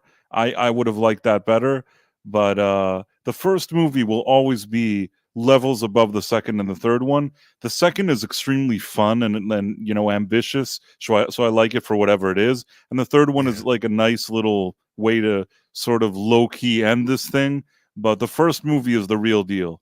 It didn't really even need these sequels. I like the second and third one just fine, but I agree with you, it didn't need them. But as far as like the trilogy goes, that's one of the few trilogies that I would say is almost a damn near perfect trilogy. It is a really good trilogy. Yeah. It is a really good trilogy. I like the third part. Most people, I mean, it's weird because when the third part came out, everybody loved it. Now people don't like it so much. But when the second part came out, everybody's usually gets surprised when I remind them. You guys are probably old enough to remember this, but Back to the Future 2 got so fucking trashed by the critics and the fans. It Yes, did. it Like, did. the I fans loved were it. so pissed. I remember when I was a kid The kids wanting liked to it. watch the second one, and my dad and I remember I was with my dad and a bunch of his like coworkers, and they were all trashing on it, and they're saying that everyone hates this movie. And There I were so many remember, people like, that were kinda pissed it was the confused. same thing as the first movie. Like, they're like, one person you remember even griping that they literally go back into the first movie. Like, because you got to remember, that was also a time where people were just so sick of sequels, just basically trying so hard to recreate the first movie. And that's kind of what it felt like at first. And you're just kind of like, oh man. And I didn't care. I was a kid. I didn't notice that, but I was really upset when I seen some of the critics were saying about it and stuff. And then I remember all my adults around me were bitching about it. My older cousins hated it, like really hated it more than Ghostbusters 2.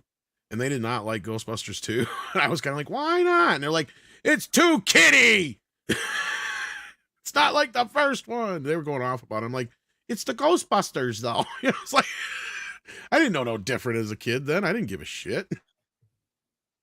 Just give me more. Now it's like, no, fuck that. I see why now. Not that I hate Ghostbusters 2 or anything, but I understand now why the resistance. And you got to remember, Back to the Future 2, especially without Back to the Future 3, that was another thing that got people pissed off, was that there was going to be a third film, all right, and they didn't finish the story in part 2. And is that the second film is very fucking dark. If you look at it and you step back and look at the trilogy, the second film is extremely dark, and that's another reason why people didn't like it. And in fact, I think one critic even said it had a mean-spiritedness to it or whatever. I think that was Roger Ebert, who didn't really care for it as much, if I remember right. Because they really hated the Biff character and the whole Biff Hill Valley scene. And when they find out that George McFly died, they really hated that too. A lot of people just didn't care for it so much. But I don't know what you're talking about. Back to the Future 2 was amazing. Everybody I knew loved it. I liked it. I loved it. I'm not going to be a revisionist history person. I'm not going to sit there and pretend it didn't happen, because it did. I watched that VHS so much that it kind of got ruined at places because I kept watching Back to the Future 2. At that moment in time, I was so craving a second movie because, like, I think that the first one was already probably up there with my favorite films of all time. I had seen it so many times, and the fact that there was a second one was practically the best thing that happened to me at that moment. And look, I saw the second one in the theater, and I was so happy. I loved it. And then I had to have it on VHS, and I watched it a million times. Like I said, until the tape was no longer, it had all these kind of tracking things and weird lines and like scratches on it. There were parts of the movie that I think I have a confession. I know as kids, we don't notice these things. I get it. I had to take, how sometimes a VHS could get ruined. The tape itself could get stuck in the machine for some reason. I think that I watched it so many times, and I had this kind of old VHS, and it got stuck because I kept watching it. And then I pulled it out, and I had to take scissors, cut a certain part of it, and then connect it back with Scotch tape. And then I had a minute of the movie missing, and I was depressed that 1 minute of that movie was missing. So yeah, I don't know who didn't like the movie. I don't remember it that way at all. If anything, the third one was kind of lackluster, too much of a romance with Doc Brown and Steenburgen or whatever it is. It's fine. Oh, critics loved part 3. Here's my point. Here's a perfect example. Leonard Maltin gave Back to the Future 2 like 2 stars, but he gave part 4 4 stars out of 4. They would like number 3 because they're a bunch of idiots. That's always what they've been. But that's my point. And again, I'm not saying how I feel about the movie, Price. You don't have to defend it to me, man. I'm just telling you, at the time when it came out, people were pissed at that movie. It made money, and the critics are a bunch of jerk-offs. They always have been and always will be. A present company excluded, of course. But there was also a group of people that were pissed that it ends on a cliffhanger, and they're like, what? Me going into it, I knew everything about the fucking movie. I had the cards. I had the graphic novel, or not the graphic novelization, but the children's or the young novelization or whatever it was. You used to be able to get through the book clubs through school and shit. So I knew the whole fucking story already going in and out. I knew that it left on a cliffhanger. I knew they filmed part 3 at the same fucking time. I knew all this shit. Also, how did Marty know that it was the Shonash Ravine or whatever it is? Because once they changed the future, past, or whatever you want to call it, he should have known that it's no longer that ravine. Well, his version, he didn't know that because the past that he, or the future that he came from, it wasn't called that then. It was called the. But once it changes, you know, don't. It's called the Eastwood Ravine when he comes back. Didn't you not know that? Right. No, I remember it was Shonash Ravine. Then it's Clara Ravine, and then it dies in the Clayton, and then it becomes Eastwood. I like the idea of it, and I can't remember now why this bothers me, but there's something about that doesn't work for me. It worked just fine because to me it was just a playback on the Twin Pines Mall becoming the Single Pines Mall. I guess it's the effect that Marty has because he's, and this is where it's where you get the argument about, and I don't want to get too deep into this, but like the whole time travel thing about, this is why the whole multiverse thing doesn't work when you do Back to the Future rules, because Back to the Future works on a linear timeline to where no matter what, you're the same person. You come back to that past, even if you've changed that past. To where in other situations, like they'll try and say, "Oh, well, I guess so." Timeline, and you're creating an alternate universe, and blah blah blah blah blah. You can't. You do realize how many years of Marty's life are not the same as the person that lived Marty's life. He is a different Marty, actually, but in a way, nobody noticed that he's different. Well, and then one could argue that Marty was always that way. Was the things he did in the past that made him that? See, that's the thing. Also, argue that if George McFly had a lot of money from selling books and he was like a big shot. Yeah, that's the thing, is the little things. Live in that neighborhood anymore. They'd be living in some fancy mansion somewhere. Well, that's why the movie only works as a single film. Right. You can once you start breaking it in, once you start getting into, because otherwise, Marty would come back and he wouldn't technically be the same Marty, or he'd run into a completely different Marty if you want to get into certain like paradoxes and shit. And the whole thing works because even though Doc explains to you how the paradox works or shouldn't work, it would basically undo time and space. Just for the sake of the movie, they're like, it just fucking happens to work. Right? It just evens itself out. And I think that's how Bob kind of explained it. He's like, basically anything that Marty would change is that just in some ways the timeline just tries to set itself right, and somehow that's why it doesn't undo the time-space continuum, even when it gets changed as much as it does by Biff, right? So, I mean, if I'm being nitpicky, he arrives in the beginning of the movie at Doc's place, and he just connects the guitar and does that thing. That takes like a minute. How is he 25 minutes late for school? Because he's always late. And Doc had his clock set wrong. I've always let that slide, but he, it seems like he, That's kind of the joke. If you watch, it's even on the poster, even though they don't make a big deal out of it in the movie, other than that scene, is that Marty was never on time for anything. Like he's always late for everything. And now he's out of time altogether. Yeah. That's another one that I made a poster for. Maybe today with AI it's easier, but 5 years ago I made a poster for what Back to the Future reboot would look like. So I was so proud of it. I feel like people didn't appreciate my posters. And then you didn't have like this kind of AI Photoshop that cleans things up. I actually really invested time and effort and did a fantastic job, actually. Yeah, so as Mr. Tickle Trunk is saying here, he was already late. He didn't realize it because he hadn't been paying attention. And when he looked at the clocks and Doc had him set wrong. He's like, great, my experiment worked. All my clocks are exactly 25 minutes late. Right.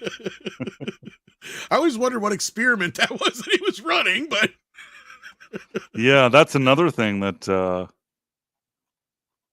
it's a good question. What exactly was the experiment? Now we'll get the prequel series.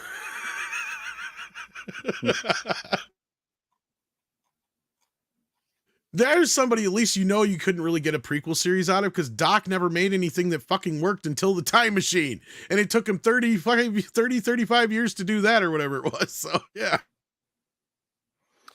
Okay, Tom, I want to share something with you. Are you ready? Oh, sure. We're gonna be wrapping up here soon anyway, but please. Right. It'll take 1 second. It's just I think Nick fell asleep. He's like, it's this okay. Back to the I Future don't talk blame is him. just so. I don't blame him. But I'll show you. This is the Batteries poster dealing I with made, and kids. tell me if you don't think that this is what a reboot would look like. Oh no shit! Today is Christopher Lloyd's birthday. To top it off, says Mecca J. Oh So Lord, yes, of course. This is what I made in August. When was it? It was August 2019, 5th, 2019. Yeah. And I think that this is what the reboot would look like. Except it wouldn't be Tiffany Haddish anymore. It'd be Zendaya now. That's true. No, but because if they wanted to make it like a goofball comedy, I don't know if Zendaya would be right for that. And it wouldn't be Rebel Wilson now. It would also be what Kate McKinnon is the Doc Brown character. You're probably right. But you know what? I was close enough. This is at that time, yeah, I could see that. But I think now it'd be Zendaya and Kate McKinnon. I still think like, oh my God, she gets to play the better role of what she did in Ghostbusters and blah blah blah. And yeah. I still think this was a good poster. Maybe somebody would enjoy it. Oh no, but I see. Yeah, this would definitely be their second choice for sure. Of course, Rebel Wilson doesn't look like that anymore. Still in 2009, circa 2019, this was a fair enough obvious possibility. Well, that was it. That's all I wanted to share with you. No, that's fine, brother. There's only one more story I had left, and this is just kind of a ha-ha on my behalf. Because for those who don't know, I'm not a big fan of Hans Zimmer's more recent music, especially for the Dune films. And since he reused so much music from the first movie, evidently he's not eligible for the Oscars for Dune 2. I'm like, you call that music? And how did anybody know? That's my next question. Isn't it just weird horns and stuff? Yes, it's just a bunch of fucking noise. That's funny. Like I've gotten to this point where I swear he loves the smell of his own farts so much that he fucking records them and just slows them down and adds a bunch of fucking echoes and other shits to them, and that's his music now. Yeah. See, Nick knows what I'm talking about. Well, exactly what you're talking about. And then just add some of that shit in the background, and yeah. It just reminds me of the I wonder if I still even have it anymore. Do I? Oh, I do. I fucking do. Holy shit. Okay, so this is old. Can you make an AI Hans Zimmer score? No, this is for doing Spice Balls. You'll remember this one, Nick. For those who don't know this, but for on the on Comics Division, we have Brahma's. We have a bunch of brands of stuff, and so in celebration of Dune, we did Brahma's Spicy Balls. Spice balls. Spice balls, not spicy. So here's the commercial. Dick's Division comes together with legendary films to promote Dune. Blue Spice Worm Cheese Balls, available now. 10 out of 10 Space Guild navigators agree it's interstellar. Brahma's Bull's Milk Melange is Thumper summoned and still suit filtered. Brahma Fried Spicy Worm Cheese Balls. Temporarily disappearing intestinal folded space may cause gas plus bad case of the runs. It's just a radio ad, guys. There's no visual. I see some people are, we can't see it. So yeah, that music in there, that was me just trying to interpret his music, and it's still shit. It does. I was really hoping you would answer the "if you want to have meat that will fill your mouth." Oh, you grab Spicy Bull's Ball. Brahma Bull's Balls. Oh, I don't know. I don't even know if I have those on here anymore. I lost them all, unfortunately. Oh no, dude, that was an all-timer of an anthem. Well, Tox should have all those. Seriously, what a jam. I think this is the one you're talking about. They're spicy, they're tasty, they're tiny. It's Brahma's Spicy Bull's Balls. Slip one of Brahma's Spicy Balls in your mouth and you'll be reaching for Bull's milk to put out that fire. Only come in pairs. Do not eat the blue ones. Those are some spicy Bull's Balls. If you want a meat that will fill your mouth, grab Brahma's Bulls Balls. Available in your local dairy aisle and back alley somewhere. So I still have that one. That's the one you wanted. Okay. Oh, I love that one. It's a work of art. So anyway, I just wanted to laugh at Hans Zimmer for a minute. Oh, of course. No, this is where we learn that Price is like, I think Hans Zimmer is a musical genius. No, I mean, I think he's done some good work. I think he's done some good work, but I can understand why Dune may not be considered his best work. It was more of an atmosphere thing. When I watched the movie, I had a lot of like Dark Knight. That's all he's done is noise or whatever. Maybe you're right. I feel like in Dune, really, there were other things bothering me sort of about those movies. I didn't hate them, but there were other things that were kind of bothering me. So I wasn't really as focused on the music. I don't mind if something is a little trippy or whatever, kind of weird. I'm okay with it sometimes. It's not, I think he could do better, but it's not the worst thing ever, I guess. I knew you were quiet. I knew there was something to that. I do like his score in Black Rain. I thought his score in Black Rain was really good. His classic scores are fine. It's excellent. just He's not, no, but I want to clarify. It's not like that I think that everything he does is like the best or that he did such a great job working with for like Nolan and shit like that. He just got so fucking weird, and I'm just he became his own McDonald's product. He became his own McDonald's product. He became the McDonald's of musical scores. I think that I like John Williams a whole lot better. There's a few things, Back to the Future. We were talking about Alan Silvestri. I don't know if Alan Silvestri has done as good a job as he had. Alan Silvestri is basically, if you want a soundtrack that sounds like Alan Silvestri, because every one of his soundtracks sounds exactly the fucking same. But Back to the Future is awesome. Oh, it is, and so is Roger Rabbit. Yes. And so is everything else he's done. No, but once he got to Avengers, it felt like a little bit of a check collection. But I could do you a remix of all of those scores, and you could probably get to a point where you're just like, I can't tell which one's which outside of when you hear the main theme. I think Avengers sounds more kind of generic. I thought that the other ones sounded more creative, but maybe that's just me. Oh, yeah. That's more of a, we're getting to the end of the road. Even Danny Elfman got to that point kind of around Spider-Man where you're just kind of like, yeah, it's good, but it's not classic Danny Elfman. As much as I like the Avengers, that music, like their theme, isn't the best thing I've ever heard. It's just all right. Oh, no. It's not anywhere near... And even Andre and I got into it over Man of Steel versus Superman. I'm like, how in the world? I don't give a shit what you say. How can you even say that the Man of Steel score is not only better than the John Williams one, but even in the same league? Like, it's just, I can't fathom that. That to me is just like... No, the John Williams one eats that one for breakfast. Even when you were saying that, I wasn't quiet because I'm protecting Hans Zimmer. I think that you have some merit there. I mean, the things in Dune are very kind of weird and trippy. Personally, I wasn't as bothered by them as you, but I wouldn't say that it's the finest thing he's ever done. No. But like, yeah, no, Space Cobra, this is what I was talking about with Alan Silvestri. He has this thing where it's like, if there's a manic scene, every one of them has a dun dun dun dun dun dun dun dun dun dun dun dun little march to them, and they're always the same no matter what movie it is. And you can tell. It's like he uses the same instruments, the same instrumentation, whether he's using reused cues. But you know what? Jerry Goldsmith got fucking lazy near the end too and started doing that a lot. But man, I'm telling you, Alan Silvestri, I had that Back to the Future cassette with a soundtrack. Yeah. Oh, it's great. I knew and I don't even think that they later really released it properly on CD. They did, but it was limited. I have it. Why was it limited? It's a really popular movie. Why is it limited? It's the only soundtrack that I ever actually wanted the CD of, and for some reason, it's difficult to find it.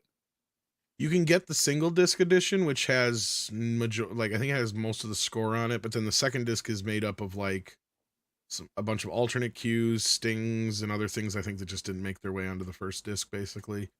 But I remember the cassette had this, like it had the regular Back to the Future theme that was like maybe 3-4 minutes, but then it had something long that it's like a whole, maybe the first song on the second side of the cassette on side B. I think that's the Yeah, when he's the whole thing when they're leading up to the clock tower. I think Do that's do what's on do do there. do do do do do Yeah. do do do. That's like the best. That's that I until think it's now. like, If yeah. you put that on, I'm going to get excited. People in the chat wrote that I don't like things. I don't know why they said that. I can confirm. I have heard you say things you like. It's true.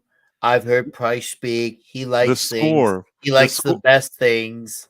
I like the best things. The No, score, scores have gone to shit in general though in the last 10, 20 years. and Nick is right though. The score for that lengthy score with the clock tower at the end is one of my favorites. It is awesome. So no, I don't just rip on stuff. I'm just saying that I look at that and then I heard the Avengers theme and I thought to myself, wow, Alan Silvestri really didn't. I don't know. I don't want to say phoned it in. It's all right. I like the Avengers theme. I'll stand by it's it. all I like the right. Avengers theme. It's I'm going to go with more than all right. Alan we'll have our Silvestri is conflict great. here. He's just again like he's just one of those guys where you can definitely tell it's when it's an Alan Silvestri fucking score. But you're right. Which By the is time you get to the a gift and a Avengers, curse. It's a gift and a curse when you know it sounds like you, because you can make it sound like you and make it still sound fresh, or This you is can make another it one of the sound like his it's a recycled idea, and then it's bad. Somebody his Delta wrote Force theme. Oh my god, you better like that motherfucker because they play it 500,000 times throughout the movie. It's like they had Love one it. theme, Love and it. that was it. Oh, I love it. Oh, I think- dude, it's so I good. think I think he could have done better. It's not bad, but I think he could have done better. But Doc Fortune says the Ramones Spider-Man is the best. I have to say that people say I don't like stuff. I really like the Ramones Spider-Man. You know, that really upset me that was not in Into the Spider-Verse. Or No Way not Home? Into the Spider-Verse. Anything that's No Way cool, Home. they didn't want to put in there. They did, it was Well, too. no, it would have made super sense, right? Because it was too badass. It was too badass to the put first it in two movies they had Ramones songs in, right? Because Peter Yes. listened to Ramones music. there. Right. You've got yeah. 3 Spider-Men in the movie now.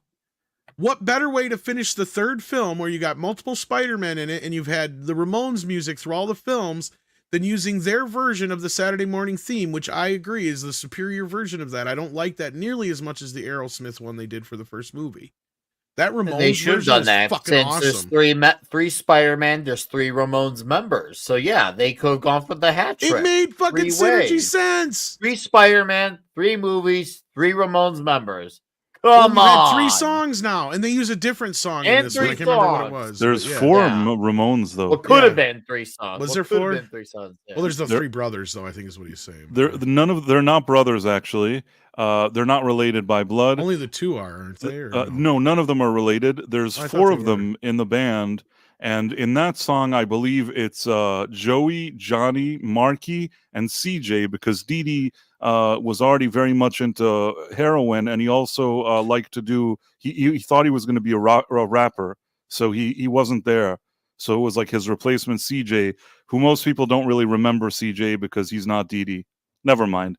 Most people don't. I People don't that know know much- this Ramones much will know what I'm about 'em. talking about. People Yeah. that don't know won't know what I'm talking about. But it's no, fine. that's fine, brother. I'm not a big. I mean, I like the Ramones. I'm just not that into them to know that much shit about them. I gotta give them a more serious listen, like actually like listen to an album, not just like the singles. Because I used to feel that way about AC/DC until I actually heard an entire album. I'm like, oh hey, this song's actually pretty damn good. And I realized, oh hey, I misjudged this band because I only heard the same 5 songs that radios play. I had the same issue with Soundgarden. I hated Soundgarden because of Black Hole Sun. But then I go off and listen to their Bad Motor Finger album. I'm like, oh hey, Kim Thale can write some serious riffage. So I have definitely misjudged some bands because of hits when their I'll songs tell you that what are not the hits are way better. I'll tell you what, I feel like back in the day when I was listening to rock bands growing up, I didn't quite get the Ramones. They play just a few chords. Their songs are seemingly simple. Well, that's the whole point.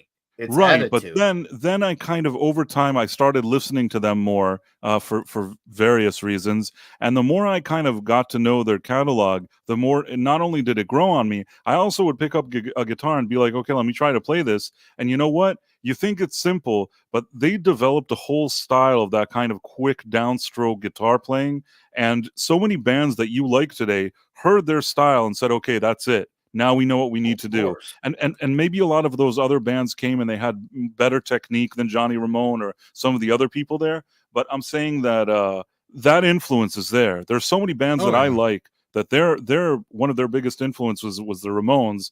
And that's why over time they kind of really grew on me. So yeah, I like the Ramones. Oh yeah, no, totally, I get you. Let's see what we got going on here before we get out of here. Pussy Grabbers of America Unite sends in $5. Says, look, what is so hard to understand about this? Elizabeth's shoes est a better D. I don't know about that. No, we know the real reason, but yeah, we know what you meant there. Action Com sends in 5. Says, a friend of mine had Back to the Future themed party. I was amazed at how many people were dressed up as different things. Well, that's cool. Action Com sends in another 10 and says, Mad Magazine tried to parody Back to the Future 2 by having football coach interrupt the movie at certain times and using a playboard to explain the plot. Ultimately, he goes insane. Yeah.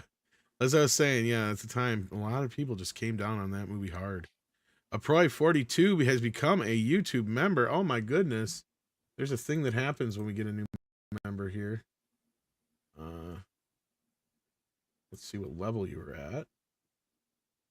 I get my page to come up here. Okay, so we got a minimum effort puppy. That's Mikey's favorite video. Let's see here. Where's the minimum effort puppy? Minimum effort puppy. There you go. And thank you for being a member. We appreciate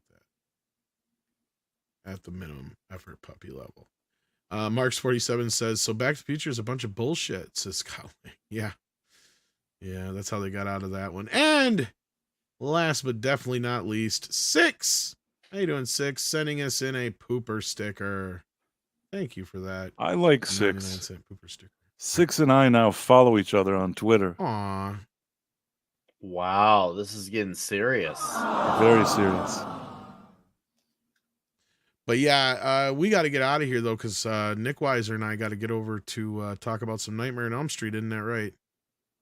That's right. 20 minutes. We're going to have a Nightmare on Elm Street. And yes, Tom, I am aware of what you said in the chat. And I thought about changing it. And I said, no, I don't think I will. At least with the TMNT. TMNT, I was aware that I was changing it. I'll admit Nightmare I wasn't. But I'm like, you know what? I looked at a few other images. And I'm like, should I? And I'm like, you know what? I'm not going to change it because I like that image better. So advertising. I'm advertising. I'm sticking with it. I'm sticking with it. I even have the 2 different claws from those movies. I part know 1 and part you. 3. I know you do. I know you do.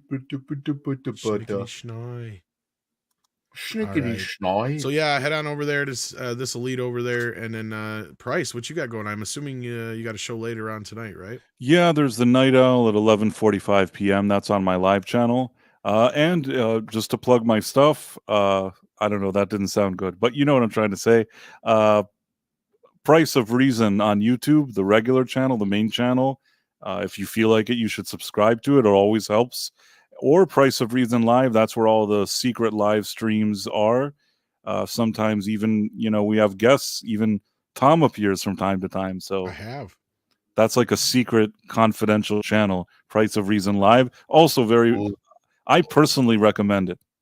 But that's it. That about now strange deaths. On to you, Nick. Yeah, Toxic Tuesday, less than 20 minutes, Nightmare on Elm Street. I posted a video yesterday and one today, right before the show. Go watch them before the stream starts. They're both nice and quick, and you'll feel good and warm and fuzzy. And then you get to watch us get toxic. Well, let's get gay with Toxic Tuesday. Yay!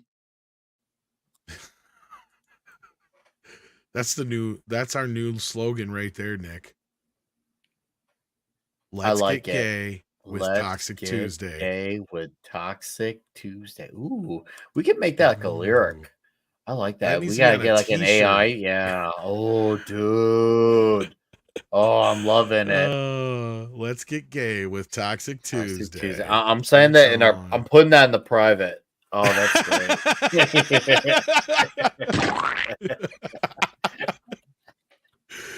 You putting it in your prison wallet there? Oh, our private chat that we have. I'm putting it in there. Oh shit. Oh Lord. With that, let's get the hell out of here. Take care of yourselves and each other. We'll see you next time.